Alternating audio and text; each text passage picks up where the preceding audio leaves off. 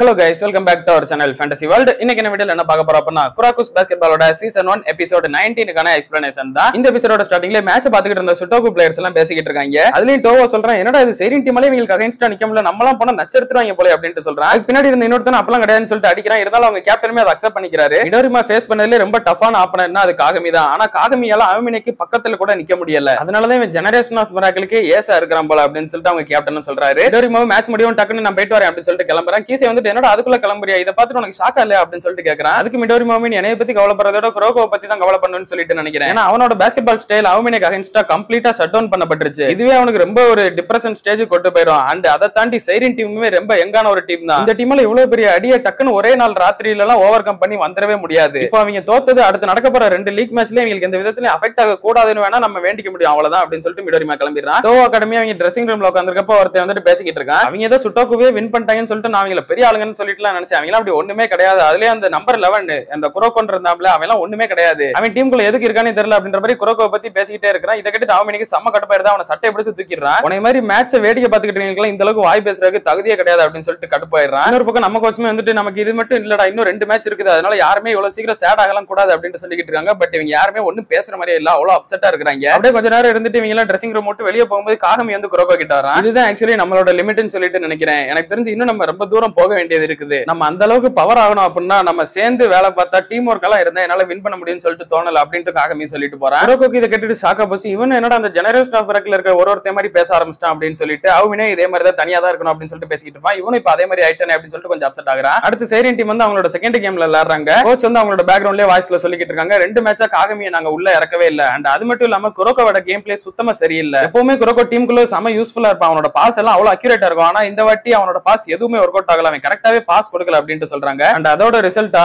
அடுத்து வந்து 2 மேட்சுமே சைரின் team தோத்துறாங்க. So மீதி இருந்த 3 டீம் தான் அப்படியே இன்டர்ஹை மேட்சுக்கு போக போறாங்க. சைரின் டீமோட இன்டர்ஹை மேட்சுக்கு போனோம் அப்படின்ற கனவு அந்த இடத்துலயே முடிஞ்சு போச்சு. இவங்க எல்லாம் மேட்ச் முடிச்சுட்டு அப்படியே வெளியே போகும்போது நம்ம கோச் வந்துட்டு இன்னொருத்தன் யாருக்கோ மெசேஜ் பண்றாங்க. அவனுமே பக்கத்துலயே சைரின் டீமோட ஜெர்சி எல்லாம் வச்சிருக்கான். அவன் போன் எடுத்து பாக்குறான். சாரி நாங்க தோத்துறோம் அப்படின்னு சொல்லிட்டு நம்ம கோச் மென்ஷன் பண்ணிருக்காங்க. நான் தான் டைமுக்கு போகாம விட்டுட்டேன் அப்படின்னு சொல்லிட்டு அவனே நினைச்சுக்கிறான். ஒரு விஷயம் முடிஞ்சது அப்படின்னா இன்னொரு விஷயம் புதுசா ஆரம்பிக்கும் அப்படின்னு சொல்லிட்டு நம்ம கோச் நினைக்கிறாங்க. அந்நேரம் அவங்க போனுக்கு ஒரு மெசேஜ் வருது. இவன் தான் மெசேஜ் பண்ணிருப்பான். இது ஒன்னும் இன்னும் முடியல அப்படின்னு சொல்லிட்டு மெசேஜ் பண்ணிருப்பான். நாங்க எல்லாருமே இப்ப எங்களோட அடுத்த சேலஞ்ச் நோக்கி போக போறோம் அப்படின்னு சொல்லிட்டு நம்ம கோச் மனசுக்குள்ளே நினைக்கிறாங்க. அடுத்த சீன்லயே காகமி வந்து ஹாஸ்பிட்டல்ல காட்டுறாங்க. உன்னோட உடம்பு தாங்கக்கூடிய அளவுக்கும் மீறி நீ ரொம்ப அதிகமா உன்னை ஃபோர்ஸ் பண்ணிருக்க, அதனாலதான் கால் ரொம்ப பெயினா இருக்குது. நீ கண்டிப்பா 2 வாரம் கம்ப்ளீட் ரெஸ்ட் எடுத்தே ஆகணும் அப்படின்னு சொல்லிடுறாரு. காகமி ஸ்கூல்ல தனியா உட்கார்ந்திருக்கப்பலாம் அவமினைய பத்தியே தான் நினைச்சுக்கிட்டு இருக்கிறான். நான் ரொம்பவே வீக்கா இருக்கிறேன், அவனுக்கு அகைன்ஸ்டா என்னால ஒண்ணுமே பண்ண முடியல, நான் எப்படி அவன மாதிரி ஸ்ட்ராங் ஆகுறேன்னு சொல்லிட்டு ஒண்ணுமே புரியல அப்படின்னு சொல்லிட்டு செம்ம கன்ஃபியூஷனோட இருக்கிறான். அதுக்கப்புறமா சைரின் டீம் எல்லாருமே அவங்க பிராக்டிஸ் பண்ற இடத்துல வந்து நிக்கிறாங்க. அப்ப நம்ம கோச் வந்துட்டு பெரிய குண்டை தூக்கி போடுறாங்க. இதுக்கப்புறம் நம்ம பண்ணிக்கிட்டு இருந்த ட்ரில் எல்லாம் 3 வாட்டி எக்ஸ்ட்ரா பண்ணணும் அப்படின்னு சொல்லிட்டு இவங்களுக்கெல்லாம் நாங்க செத்துறோம், இப்பதானே கேம் விளையாண்டுட்டே வந்திருக்கோம், ஏன் இப்படி பண்றீங்க அப்படின்னு சொல்லிட்டு கேட்டுக்கிட்டு இருக்காங்க. 4 வாட்டி பண்றீங்களா அப்படின்னு சொல்லிட்டு கேக்குறாங்க.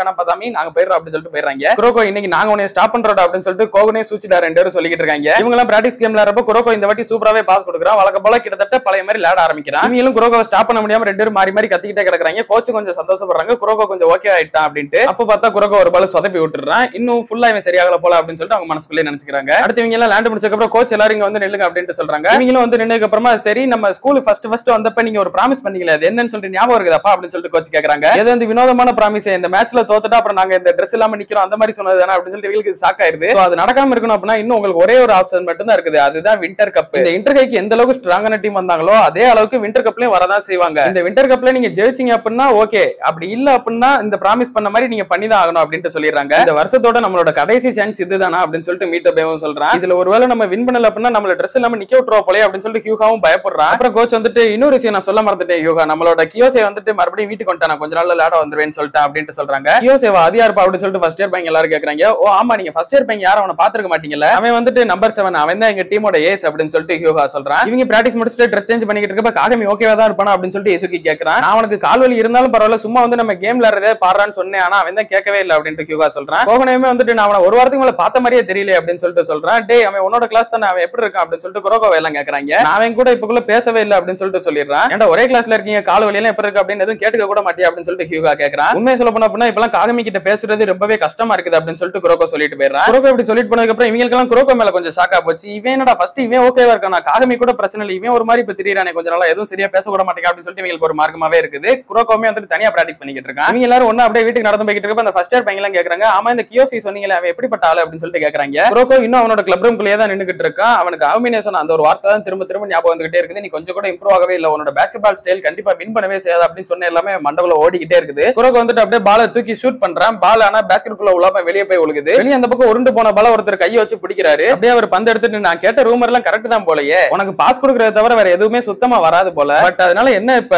உன்னோட பாஸ்கெட்பால் ஸ்டைல் எனக்கு ரொம்ப ரொம்ப பிடிக்கும், நீ ஒன்னும் இதை தப்பாலாம் பண்ணல, உன்கிட்ட எக்ஸ்பீரியன்ஸ் கொஞ்சம் கம்மியா இருக்கு அவ்வளவுதான், வேற ஒண்ணும் இல்ல அப்படின்னு சொல்லிட்டு சொல்றாரு. அப்ப அந்த பக்கம் ஹியூகோவுமே வந்துட்டு அவன் ரொம்பவே வினோதமான ஒரு ஆளு, ஆனா நான் அவனுக்கு ரொம்பவே நன்றி கடன் பட்டிருக்கேன், என்னை மறுபடியும் இந்த பாஸ்கெட்பால்குள்ள ஒரு என்கரேஜ்மெண்டோட கொண்டு வந்து விளையாட வச்சது அவன் தான். அப்ப குரோக்கோமே இந்த பக்கம் உங்களோட பேர் என்ன அப்படின்னு சொல்லிட்டு கேட்கறான் அவரை பார்த்து. இவனுமே என்னோட பேரு டெபே கியோஷி அப்படின்ட்டு சொல்றான். அவன் தான் சைரின் டீமை கிரியேட் பண்ணின ஒரு ஆளு அப்படின்னு சொல்லிட்டு ஹியூகோ அந்த பக்கம் சொல்றான். இந்த ஒரு கேரக்டர் நேமே எல்லாரும் ஞாபகம் வச்சுக்கோங்க, ஒரு முக்கியமான கேரக்டர், நம்ம ஷார்ட்டா கியோசின்னு சொல்லிட்டு கூப்பிடுவோம், டெபே கியோசின்னு ஃபுல்லாலாம் வேணாம். ஓ நீங்க தான் அந்த சீனியர் சொன்ன கியோசியா, உங்களுக்கு என்ன வேணும் அப்படின்னு சொல்லிட்டு குரோக்கோவும் கேட்கறான். அப்ப கியோசியுமே வந்துட்டு நீ ரொம்பவே இன்ட்ரெஸ்டிங்கான ஒருத்தன், ஏன்னா ஒரு சில டீம்ல தான் 6வது ஆளுங்களை கொஞ்சம் பேர் வச்சிருப்பாங்க, மோஸ்ட்லி எப்பயுமே 5 பேர் வச்சுதான் ஒரு டீமே இருக்கும், ஏதாவது ஒரு சில டீம்ல மட்டும்தான் 6வது ஆளுக்குன்னு சொல்லிட்டு கொஞ்சம் இம்பார்ட்டன்ஸ் இருக்கும். அந்த விதத்துல நான் பார்த்ததுலயே அந்த 6வது ஆளுங்களையே ஒன்ன மாதிரி எக்ஸ்ட்ரீமா ஒருத்தன் யாருமே கிடையாது. அப்படியே குரோக்கோ கிட்ட பால வாங்கிட்டு ஷூட் பண்ண போகும்போதே அவன் சொல்றான், நீ வந்துட்டு உன்னோட லிமிட் இதுதான் அப்படின்னு சொல்லிட்டு நீ நினைச்சுக்கவே கூடாது அப்படின்னு சொல்லிட்டு ஷூட் பண்றான். பட் அவனுக்கு அது கரெக்டா உள்ள வெளியே தான் போகுது. உன்னோட ஸ்டைல நீயே இவ்வளவு அக்யூரேட்டா புரிஞ்சுக்கிட்டு கொண்டு போறது ரொம்பவே சூப்பரா தான் இருக்குது, ஆனா இதை நீ இன்னுமே அதிகமா கொண்டுட்டு போகணும் அப்படின்னு சொல்லிட்டு கியோசி சொல்றான். இன்னொரு பக்கம் ஹியூகா வந்துட்டு காகமிக்கு கால் பண்றான். அவனு போன் அட்டெண்ட் பண்ணதுக்கு அப்புறம் அவன கால் வெளியில எப்படா இருக்கு அப்படின்னு சொல்லிட்டு கேக்குறான். நான் ஓகேவா தான் இருக்கேன் அப்படின்ட்டு காகமி சொல்லிடுறான். அப்பனா பிராக்டிஸ் வர வேண்டியதானே, சும்மாவே நாங்க எல்லாரும் உட்கார்ந்து பார்க்க வேண்டியதானே அப்படின்னு சொல்லிட்டு கேக்குறான். கம்ப்ளீட்டா சரியாகவும் நான் ஒரு வாரம் கழிச்சு கண்டிப்பா வந்துடுறேன் அப்படின்னு சொல்லிட்டு காகமி டக்குன்னு கட் பண்ணிடுறான். இந்த பக்கம் கியோசியுமே வந்துட்டு நம்ம எல்லாருமே ஜஸ்ட் ஒரு ஹை ஸ்கூலர் படிக்கிற பசங்க தான், சோ ஃபர்ஸ்ட் உன்னோட பொட்டன்ஷியல் என்னன்றதை நீ நம்ப ஆரம்பிக்கணும் அப்படின்னு சொல்லிட்டு சரி அடுத்த வாரம் பார்க்கலாம் அப்படின்ட்டு அவன் கிளம்பிடுறான். இப்ப அப்படியே ஒரு வாரம் கழிச்சதுக்கு அப்புறம் காகமி வந்துட்டு இப்ப கிளப் ரூம்குள்ள வரான். எல்லாருமே அவனோட கால் வலியெல்லாம் எப்படா இருக்கு அப்படின்னு சொல்லிட்டு நல்லா விசாரிச்சுக்கிட்டு இருக்காங்க. நேர பின்னாடியே வந்துட்டு கியோசியும் வர்றான். போன சம்மர்ல இருந்து என்னால இந்த டீம்ல விளையாட முடியல, எனக்கு ஒரு சர்ஜரி இருந்தது, அதெல்லாம் முடிச்சுட்டு கம்ப்ளீட் பிரேக்கு அப்புறமா இப்பதான் வர்றேன், என்னோட பேர் வந்துட்டு டெபே கியோசி அப்படின்னு சொல்லிட்டு ஃபர்ஸ்ட் இயர் பசங்க எல்லார்கிட்டயும் இன்ட்ரோ கொடுக்குறான். இவர் தான் சரி டீமே கிரியேட் பண்ண ஆளா, பயங்கரமான ஆளா இருப்பார் போல அப்படின்னு சொல்லிட்டு ஃபர்ஸ்ட் இயர் பையன்லாம் வாய பழந்து பாத்துக்கிட்டு இருக்காங்க. இப்போ உனக்கு கம்ப்ளீட்டாவே உடம்பு சரியாயிடுச்சா அப்படின்னு சொல்லிட்டு கோச்சும் கேக்குறாங்க. ஆமா நான் இப்ப கம்ப்ளீட்டாவே கியூர் ஆயிட்டேன், டாக்டர் வந்து என்ன எப்பனாலும் விளையாண்டுக்கலாம் அப்படின்னு சொல்லிட்டாங்க அப்படின்ட்டு சொல்றான். அண்ட் நான் ஹாஸ்பிட்டல்ல சும்மா மட்டும் இல்ல நிறைய விஷயம் புதுசா கத்துக்கிடவும் செஞ்சேன் அப்படின்ட்டு சொல்றேன். இவங்களுக்கெல்லாம் கொஞ்சம் ஆர்வமா போயிடுச்சு, என்னடான்னு பார்த்தா நான் சீட்டு கட்டு விளையாட கத்துக்கிட்டேன் அப்படின்ட்டு சொல்றேன். சரி அப்புறம் அப்படின்ற மாதிரி இவங்களும் கேட்டுக்கிட்டு இருக்காங்க. அங்க ஒரு வயசானவர் இருந்தாரா, அவர் எனக்கு நல்லாவே சொல்லிக் கொடுத்தாரு, அதனால நான் நிறைய கத்துக்கிட்டேன் அதை அப்படின்ட்டு சொல்றேன். சரி அப்புறம் என்னடா அப்படின்னு சொல்லிட்டு கேக்குறாங்க. அப்புறம் என்ன அவ்வளவுதான் அப்படின்ட்டு சொல்றேன். இதுக்கும் பாஸ்கெட்பாலுக்கு சம்பந்தமே இல்லையடா அப்படின்னு சொல்லிட்டு இவங்க அவனை திட்டிக்கிட்டு இருக்காங்க. அப்புறம் நான் உங்ககிட்ட இன்னொரு விஷயத்தையுமே சொல்றேன், இப்ப நான் ரொம்பவே சீரியஸா இருக்கேன், என்னோட கோல் வந்துட்டு எங்க அப்படின்னு சொல்லிட்டு கேக்குறான். எங்க வா என்னடா அர்த்தம் இது அப்படின்னு சொல்லிட்டு எங்களுக்கு ஒன்றும் புரியல. இல்ல இன்டர்கை எங்க நடக்குது அந்த இடத்தோட பேரை சொல்லுங்க அப்படின்னு சொல்றான். இன்டர்கைல நம்ம தோத்துட்டோம்டா, விண்டர் கப்புக்காக தான் நம்ம இப்ப விளையாட போறோம் அப்படின்னு சொல்றாங்க. சரி அந்த விண்டர் கப் எங்க நடக்குது அப்படின்னு சொல்லிட்டு கேக்குறாங்க. அது எப்பயுமே வருஷம் டோக்கியோல தான் நடக்கும் அப்படின்னு சொல்றாங்க. இந்த ஆளு தான் உண்மையிலேயே சரி டீம் கிரியேட் பண்ணாரடா அப்படின்னு சொல்லிட்டு ஃபர்ஸ்ட் இயர் பையங்க எல்லாருக்கும் டவுட் ஆயிருது. இப்போ இவங்க எல்லாம் பிராக்டிஸ் கேம் விளையாடுறாங்க. காகமி வந்துட்டு ரொம்பவே முரட்டுத்தனமா விளையாடுறான். காகமி இப்பெல்லாம் பண்ணிக்கிட்டு இருந்தா ஃபவுல்ரா அப்படின்னு சொல்லிட்டு கோச்சும் சொல்றாங்க. அப்போ இசுக்குமே வந்துட்டு சொல்றான், ஃபர்ஸ்ட் டைம் ஃபோக்கஸ்டா விளையாடுறான்னு சொல்லிட்டு தான் நான் நினைச்சேன், ஆனா இப்போ பார்த்தாலும் தெரியுது இவன் ஃபர்ஸ்ட் டைம் நம்மளோட ஸ்கூல்ல ஜாயின் பண்ணப்ப எப்படி தனியா விளையாண்டுட்டு இருந்தானோ அதே மாதிரி தான் விளையாடுறான் அப்படின்ட்டு சொல்றான். எனக்கு என்னதான் ஆச்சு காகமி அப்படின்னு சொல்லிட்டு கோச்சுமே ஒன்னும் புரியாம நின்னுக்கிட்டு இருக்காங்க. நேரோ கியோசி வந்துட்டு உன்னோட பேர் காகமி தானே, நானுமே உன் கூட விளையாடுன்னு சொல்லிட்டு தான் ரொம்பவே ஆசைப்பட்டுக்கிட்டு இருந்தேன், நான் உன்னோட சீனியர் அப்படின்றதுனால உன்னோட பொசிஷன் அப்படியே எடுத்துக்கவும் முடியாது, நான் தான் எங்க டீமோட ஏசா இருந்தேன், அதனால இப்ப சீனியர் அப்படின்றதுனால உன்னை பெஞ்ச்லயே உட்கார வைக்க முடியாது, சோ நம்ம ரெண்டு பேரும் இப்போ ஒரு 1-on-1 விளையாடுவோம், யார் ஃபர்ஸ்ட் ஷூட் பண்றாங்களோ அவங்க தான் மெயின் டீம்ல விளையாடணும் அப்படின்ட்டு சொல்லிடுறான். காகமி அதுக்கு ஓகே அப்படின்ற மாதிரி தான் பாத்துக்கிட்டு இருக்கான். அப்படியே கட் பண்ணி இதோட இந்த ஒரு எபிசோட முடிக்கிறாங்க. அதுக்கப்புறமா தான் சேரின் டீம் புதுசா எவால்வ் ஆக போறாங்க, அதெல்லாம் நம்ம அடுத்த எபிசோட்ல பார்க்கலாம். அதெல்லாம் நீங்க தொடர்ந்து பார்க்கணும்னு நினைச்சீங்க அப்படின்னா மறக்காம நம்ம சேனலை சப்ஸ்கிரைப் பண்ணி சப்போர்ட் பண்ணுங்க. அப்படியே இந்த எபிசோட் பிடிச்சிருந்தா மறக்காம ஒரு லைக்கையும் போட்டு போயிருங்க. நான் உங்களை இன்னொரு நல்ல வீடியோல மீட் பண்றேன். Bye guys.